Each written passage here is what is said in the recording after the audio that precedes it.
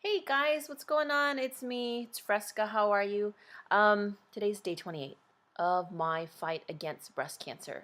And um, this is what's happening. I took an oncotype test. That was the result I was waiting for these last 2 weeks.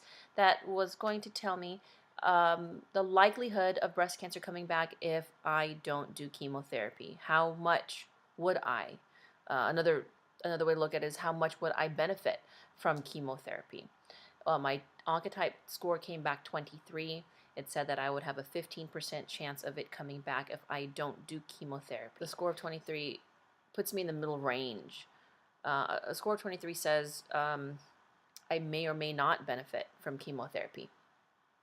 The data that they have doesn't really support those in the middle range just yet. So they couldn't, my doctors couldn't lean over towards the don't do it side or lean towards the you should do it side because I'm in the middle of all of that. So what does that mean for me? That basically means that I have to make the choice. They did say, well, and I have 3 doctors that I've been talking to, and they are not all in the same institution. One happens to be in Texas, one's in Oakland, one is in South San Francisco. So they have all said, yes, you're in the middle of the road. They have all said, well, your cancer does, with its characteristics and the scores that they've gotten from different tests and things like that, it says that my cancer is pretty not too aggressive, that it probably will be eradicated with just a lumpectomy and radiation and hormone therapy. The likelihood of you having, you doing chemotherapy, we can't really say that you're going to benefit from it. But, and then they say that, but who says you won't? They don't have that data. So it really is up to me, like I said. And I look at it like, well, if there's a probability that it might help, then why wouldn't I take it? Why wouldn't I do it? Because I'm afraid to lose my hair? No. Because, there are some other side effects like vomiting and nausea for the duration that I'm doing chemotherapy? No.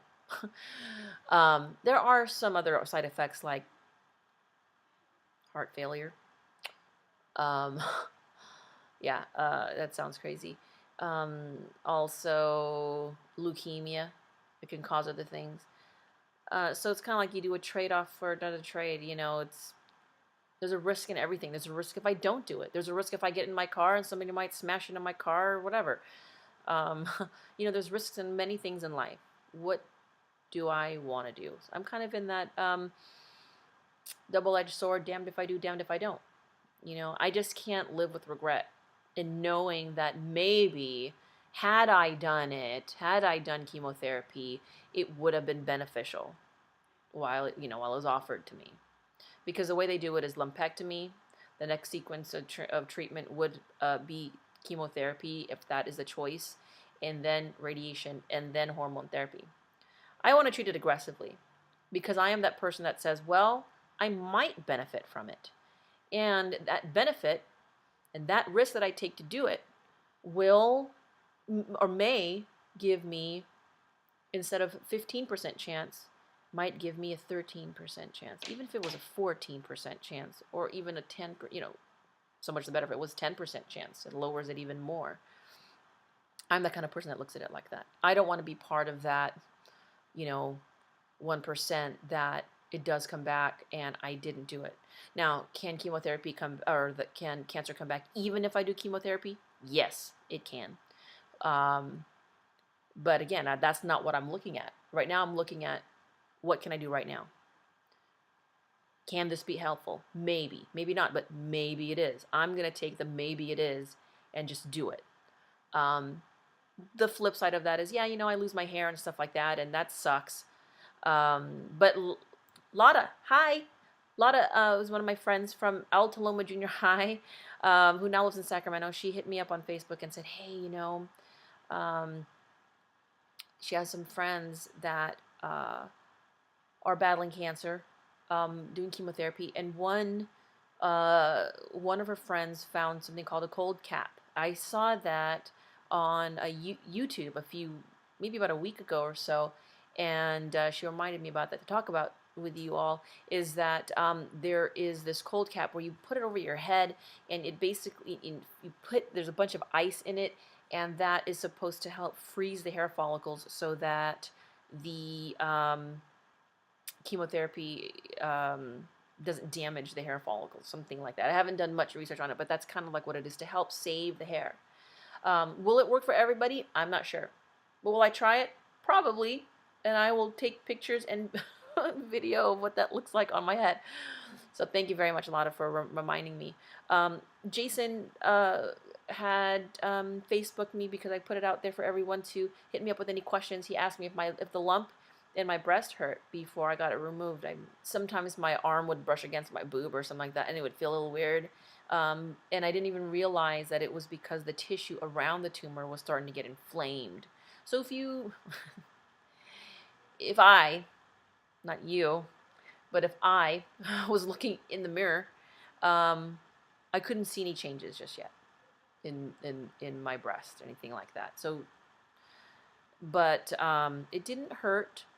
It felt a little weird, different, I should say, because of the inflammation.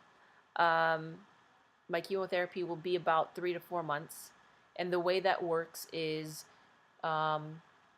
it's administered through an IV, and I'm there for about 3 hours, and then I wait 3 weeks to do it again. And they want me to do it about 4 to 6 times.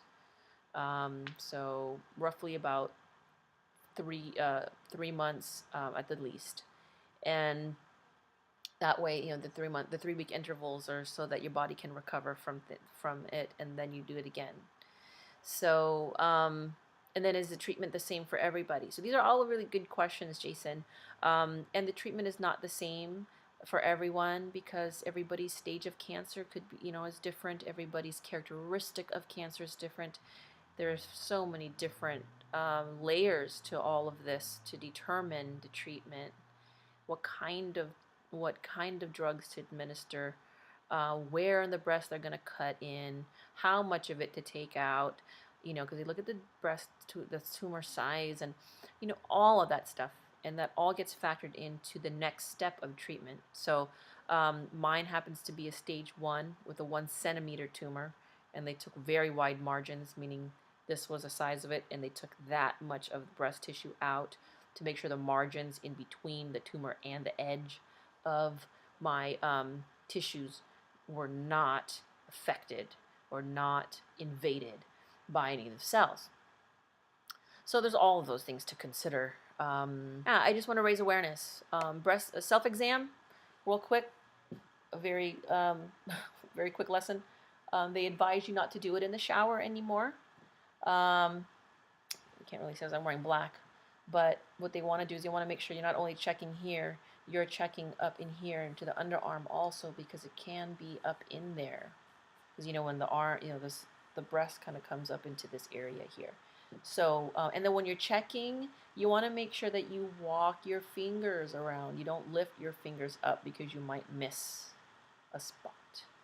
So you want to do this kind of walking. My doctor kind of did like this hella fast. I'm just more like I want to make sure I get everything. So, but do it every month. Do it every month. I can't tell you how powerful it is to spread the word. And it doesn't take a lot of time. Think about all of the minutes in the day and how long it takes to actually do that. Once a month. That's it. You never know that you can be the person that saves your friend's life, or the friend of a friend. You know how that little tree goes. You are a friend of a friend of a friend of a friend. But that's how that's how it works. Just spread the word. You can save somebody's life. That is so important when you think of that. You think about that. Just you telling one person. That's the best gift you can ever give someone. The gift of life. You think of it like that. Because it really is. Our life is a very fragile thing. When you look at, I didn't think I'm 39. I'm 39.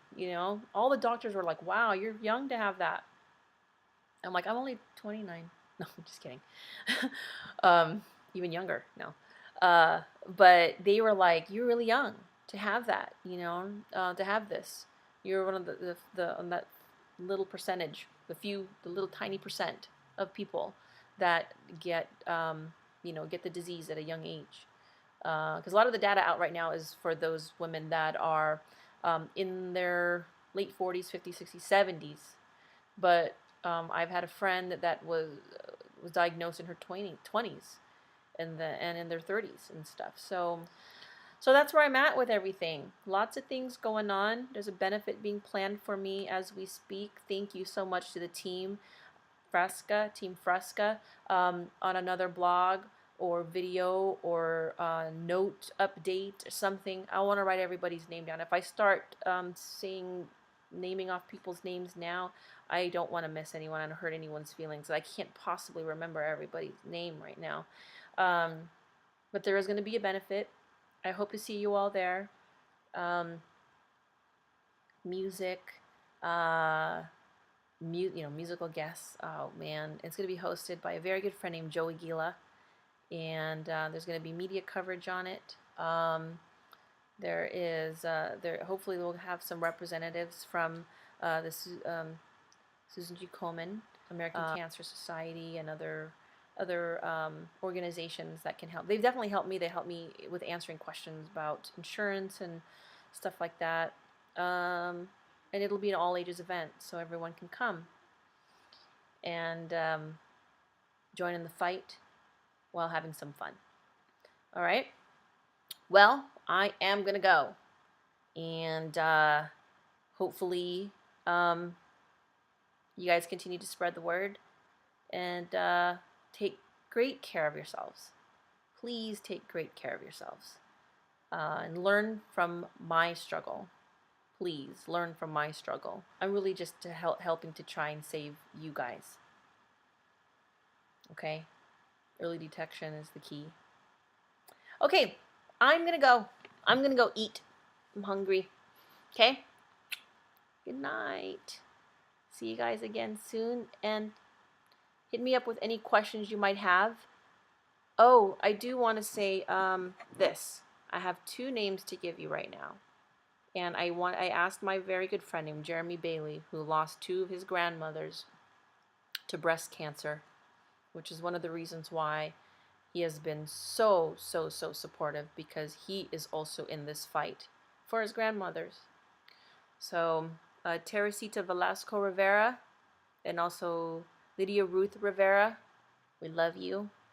And I fight for you ladies too. And I fight for my friend's mom, Mrs. Eisen. She passed when she was, I think, 55 or 56 years old.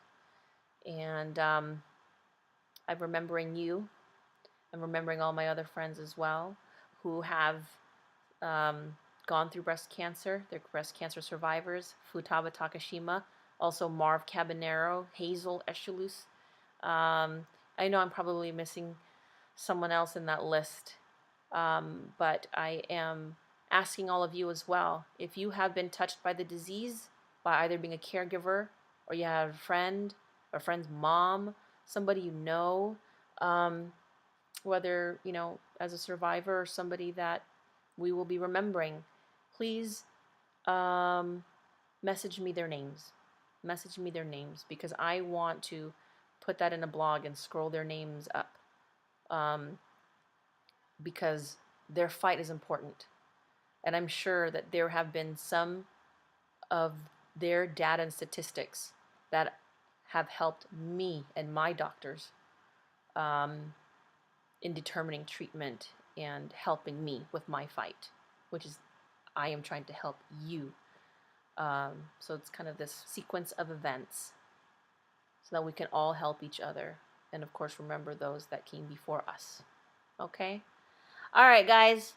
Oh, hug time. Hugging. Then you saw my big nose. Good night. Thanks so much for your love and support, guys. I really appreciate it.